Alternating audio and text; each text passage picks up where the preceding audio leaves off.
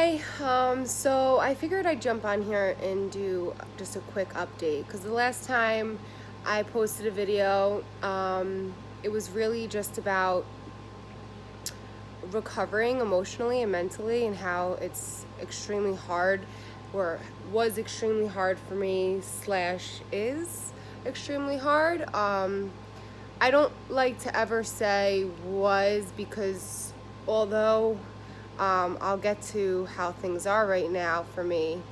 Every day is different, and sometimes you can wake up and you could feel really great, and then something triggers you throughout the day. So basically, I mentioned that I was going to get a life coach, and I did. This life coach is in California, so I FaceTime with her. It's not someone that you see weekly or bi-weekly, like you would like a psychologist or someone, but just from my first meeting with her, it felt like I was no longer in prison in my own mind. I was struggling a lot. I couldn't have a thought without fearing a reoccurrence. And I didn't feel better until after I said it out loud, and just admitted it and felt the emotion and then let it go. And it sounds simple, but it's not. Now I can say, yes, I had a major fear that this, having a cancer episode could happen again. And, they say that you shouldn't allow fear to get in the way, or you shouldn't be worried until there's something to worry about. But when you've already had a cancer episode, to not worry about it not happening again is like, I don't know, it's like burning your hand on fire and then someone telling you, oh, put your hand in there again, you're not going to burn it. Yeah, but I already burned my hand when I did that. So I think that, my fear was that if it came back, that it would kill me. And I can say that now, and literally it evokes no emotion in me whatsoever. And how did I get through this? So it might sound crazy and it might sound so simple, but my life coach had said, Jen, at any second your life can change. You can get hit by a bus. You can, I don't know, for any reason, something could happen and your life can change. Are you worried about getting hit by a bus? I'm like, no, I don't have that fear. And she's like, okay, but it's the same thing. You have to think of it like that. So I have been, and to be honest, since that conversation with her, I don't think about it. It's not a fear of mine anymore. I had to cry through it. I had to breathe through it. It was not easy. I think that it's very common to feel this way, and there's nothing wrong with fearing of it coming back. That's normal. I'm doing everything in my power to make sure that doesn't. I'm taking care of myself. I'm exercising. I'm eating healthy. I'm taking my supplements. I have one more Herceptin left. August 9th is my last one.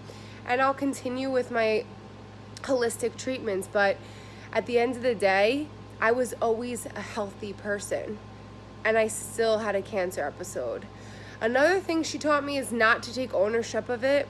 It's a cancer episode. It's not my cancer. It's not, you just can't take ownership of it because it's not yours. And that there's no such thing. She doesn't like when people say cure or remission. Because at the end of the day, cancer can be chronic. And people live with cancer. So I never felt like when I was diagnosed, I never felt like I'm gonna die. I never felt that way.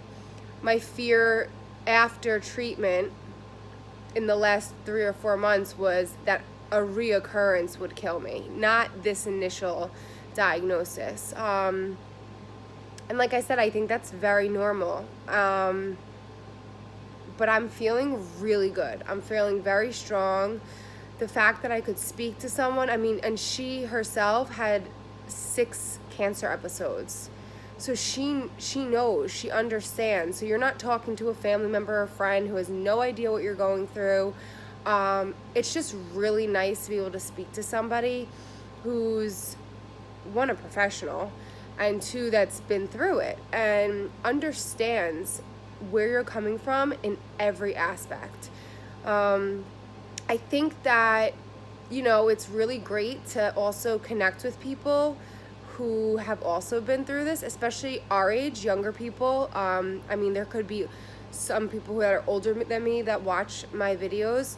Either way, you all understand, but there's something different about a young woman experiencing things and possibly having things taken away from her that she, would have had if she was older and got diagnosed. So what do I mean by that? So yeah, you go through menopause.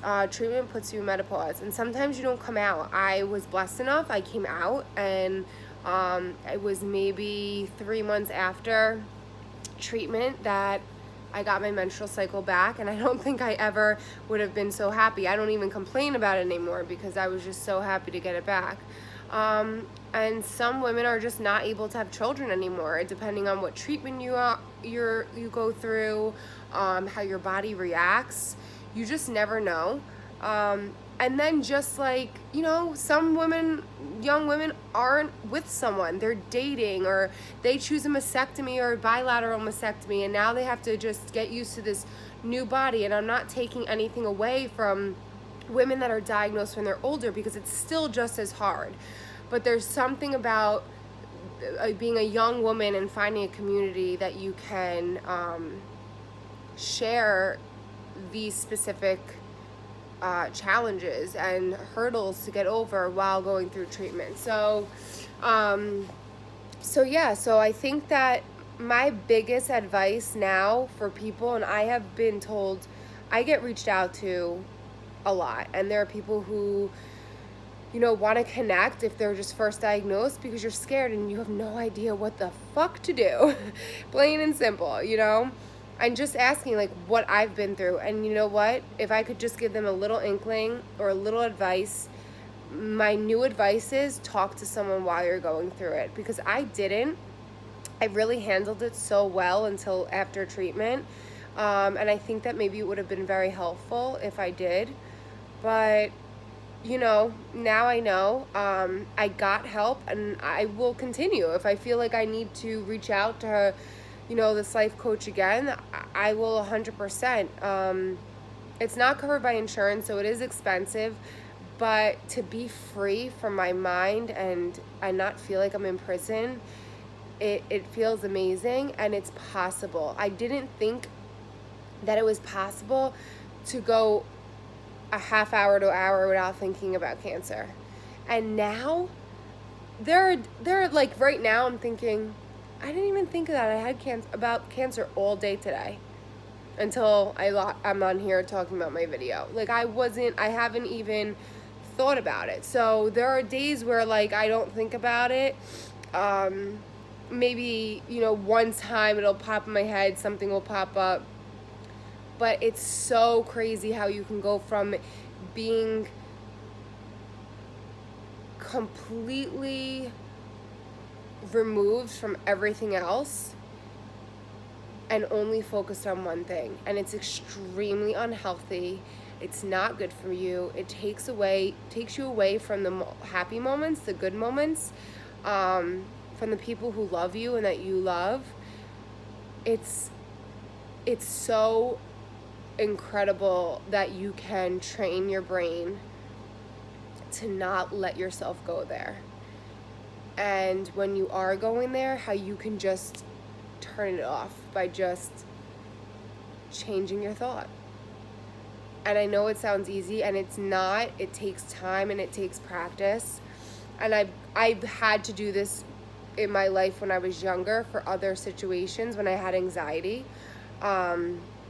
And, for some reason, I couldn't bring those tools into play this time around. I needed a reminder. I needed a refresher. And it's okay to get help.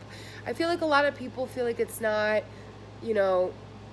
well, that means I'm weak. No, it's not. It doesn't mean you're weak. It's okay to be vulnerable. I mean, I was FaceTiming with this woman. I didn't know her, and I was hysterical crying. And she literally brought me through it. And anytime, you're having an emotion, don't hold it in. Let it out, cry, and take huge, deep breaths in through your nose, out through your mouth. But when you're crying, you're holding it in. You're holding your breath in. So you have to cry and do deep breathing, and it'll let the emotion out of your body. And you might not know what I'm talking about right now, but the next time you cry, and I hope it's not anytime soon, but the next time you cry, just pay attention to what's happening. And then start deep breathing and just let it go. Another thing she told me is that I should get a bracelet, and on the bracelet it should say a saying that's going to help me when I have a negative emotion. So I got a little bangle, and inscribed on the bangle I wrote, "All is good." So now I wear that. I just was cleaning my house, so I don't have it on right now, but I wear that bangle with my cross bracelet every day.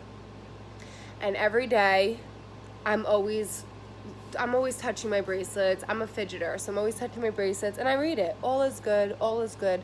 And that's what I tell myself. All is good. And I also tell myself every day, I am happy, I am healthy, I am healed, I am strong. I am happy, I am healthy, I am healed, I am strong. And no matter what you're feeling, you say that. And eventually your mind will believe you, and your body's going to believe you. It's incredible what our minds can do to our physical health. I am no longer exhausted. I was not able to function during the day. I was drained. I am no longer drained. I am sleeping well. I'm happy. It's 8 o'clock at night. I would never, ever, ever be, like the last 4 months, I would have been exhausted. I would have been I'm laying in bed right now, but I'm just laying in bed because I'm recording this video. But I was cleaning. So the mind really takes a toll on you. And it's very stressful when you can't handle things emotionally and mentally. So, this video is just about not being imprisoned by your emotions and by your mind. It's figuring out a way that's going to work for you to let it go, whether it be journaling. She also told me that I should be writing, I am happy, I'm healthy, I'm healed, I am strong, 10 times every night in a journal. I have not started that, but I do say it to myself all day. Not all day, but every day at some point I say it to myself. And it's really helpful. And the bangle was huge. Like, I didn't think that was going to be a big deal, but it's really something. Even just like when something pisses me off that has nothing to do with cancer, just like, everyday bullshit of life, and I look down, all is good. No worries, all is good. And then when you get angry or upset about something, all is good. And you smile, all is good. You can't be unhappy if you're smiling. So I just wanted to jump on here, kind of share that with you guys. If you're interested in knowing who the life coach is, send me an email. I'll be happy to refer you. I usually write my email in the comments. It's JENN, M as in Mary, Brenner @gmail.com. So JENN, M as in Mary, BRENNER @gmail.com, Jennmbrenner.